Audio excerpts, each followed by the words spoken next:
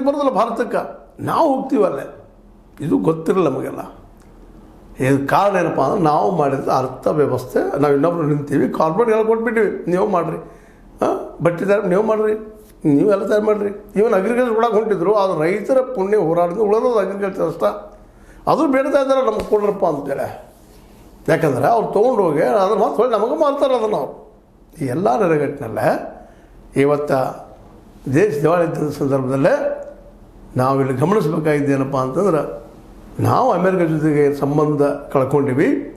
ಆ ಪ್ರಮಾಣ ಮಟ್ಟದಲ್ಲಿ ನಮಗೆ ದುಡ್ಡು ಬರುವಂಥ ಹಾಕಿ ದೊಡ್ಡದು ಬಂದಾಗಿದೆ ಇವತ್ತು. ಹೀಗಾಗಿ ನಾವು ಇನ್ನಷ್ಟು ವಿలువల ಒತ್ತಡುವಂಥ ಪರಿಸ್ಥಿತಿ ಇವತ್ತು ಬರೋ ಸಾಧ್ಯತೆ ಎಲ್ಲ ಇದ್ದಾವೆ.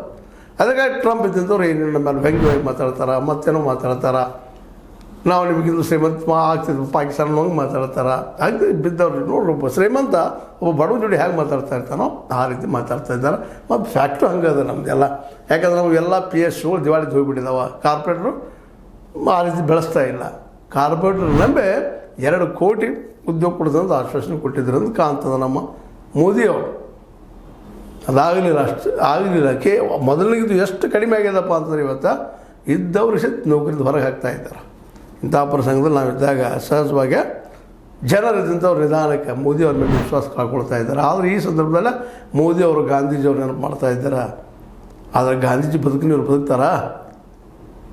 ಮೇಲೆ ಶರ್ಟಿಂದ ಅಡ್ಡಾಡ್ತಾರ, ಬರೀ ಒಂದು ಧೋತಿ ಉಟ್ಕೊಂಡು ಬದುಕಿನ ಆ ರೀತಿ ಒಂದು ಸವಸ್ಬಹುದಾ ನಮ್ಮ ಮೋದಿಜಿಯವರು? ಅದೇನೋ ಆಗಲಿ, ಇದು ಪರಿಸ್ಥಿತಿ, ವಸ್ತುಸ್ಥಿತಿ. ಈ ನೆಲೆಯಲ್ಲೇ ಕೇವಲ ಚುನಾವಣೆ ಗೆಲ್ಲೋದಕ್ಕಾಗಿ ಹೋರಾಟ ಮಾಡುತ್ತಿರುವಂಥ ನಮ್ಮ BJPಗರು ಮೋದಿಯವರು ಈ ವಿಷಯದಲ್ಲಿ ಇನ್ನಷ್ಟು ಒಂದು ಇವತ್ತೇನೋ ಬುದ್ಧಿ ಬಂದಿದೆ ಮಾಡಬೇಕಂತೇಳಿ ಅದನ್ನು ಮಾಡಲಿ. ಆದರೆ ಎಷ್ಟು ಮಟ್ಟಿಗೆ ಯಶಸ್ವಿ ಆಗ್ತಾರೆ ಕಾಲ ಉತ್ತರ ಹೇಳಬೇಕಂತ ಹೇಳ್ತಾ ಇದು ಇವತ್ತಿನ ಡೆವಲಪ್ಮೆಂಟ್. ಮುಂದೆ ಹೇಳಬೇಕಾಗಿತ್ತು. ನೀವು ಲೈಕ್ ಮಾಡಿದ್ರೆ ಬೇಡ, ಶೇರ್ ಮಾಡಿರಿ ಅಥವಾ ಡಿಸ್ಲೈಕ್ ಮಾಡಿರಿ. ಏನು ಮಾಡ್ತೀರಿ ಮಾಡಿ, ನಿಮ್ಮ ಲೈಕ್ ಮಾಡಿ, ಶೇರ್ ಮಾಡಿ, ಕಮೆಂಟ್ ಮಾಡಿ, ಜೊತೆ ಸಬ್ಸ್ಕ್ರೈಬ್ ನಿಲ್ಲಿಸೋದು ಬೇಡ. H16 ನ್ಯೂಸ್ ಅರ್ಥ ದೇಶ ತರಾಣು ಸತ್ಯಕ್ಕಾಗಿ ವಂದನೆಗಳು.